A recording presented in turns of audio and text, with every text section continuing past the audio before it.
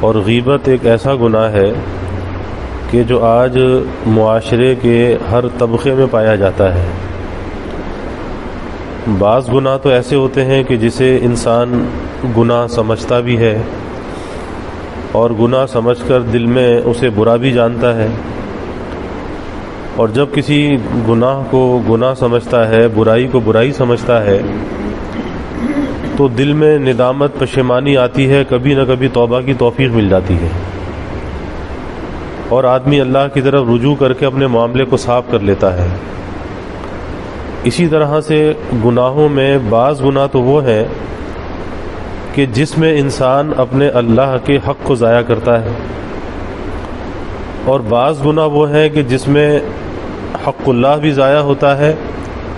اور حق خلق بھی، مخلوق کا حق بھی ضائع ہوتا ہے۔ جس گناہ میں انسان اللہ کے حق کو ضائع کرتا ہے اس میں اللہ سے معافی مانگتا ہے، اللہ اسے معاف کر دیتا ہے، معاملہ صاف ہو جاتا ہے۔ لیکن جس معاملے میں مخلوق کے حق کو ضائع کیا، اب وہ بڑا نازک معاملہ ہے کہ جب تک مخلوق سے معافی نہ مانگے اور وہ اسے معاف نہ کرے اس وقت تک وہ گناہ معاف نہیں ہوتا۔ تو غیبت ایسا گناہ ہے کہ اس میں حق اللہ کو بھی آدمی ضائع کرتا ہے اور حق الناس کو بھی انسان ضائع کرتا ہے، مخلوق کے حق کو بھی ضائع کرتا ہے۔ کسی انسان کی غیبت کی، اور غیبت کہتے کس کو ہے؟ غیبت اسے کہتے ہیں کہ اپنے بھائی مسلمان کی کسی ایسی بات کو نقل کرنا کہ جسے وہ نہیں چاہتا کہ کسی دوسرے کو بتایا جائے، اپنی بات کی تشہیر نہیں چاہتا، پھیلانا نہیں چاہتا۔ بہت سی باتیں انسان کے اندر ہوتی ہیں،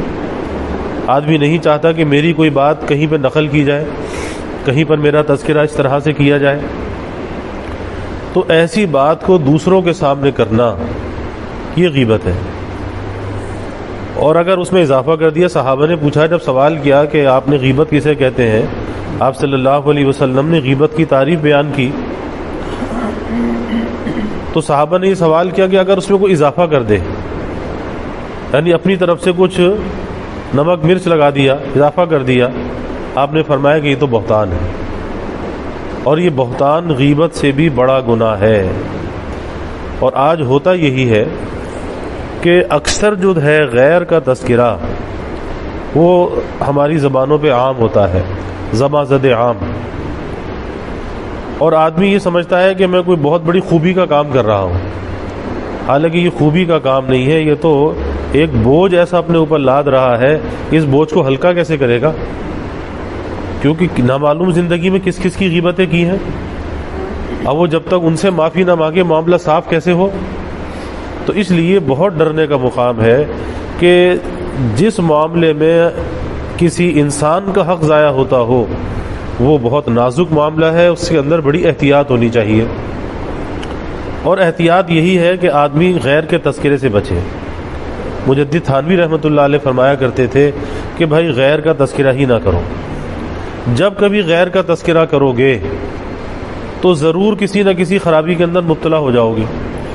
اس لیے غیر کے تذکرے ہی سے بچو۔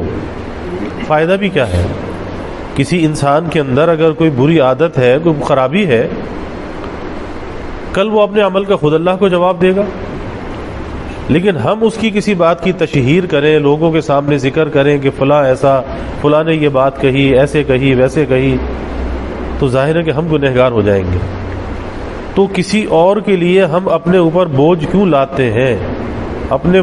وزن کو کیوں بڑھاتے ہیں؟ اس لیے آدمی ہلکا پھلکا رہے، کسی غیر کا تذکرہ ہی نہ کرے۔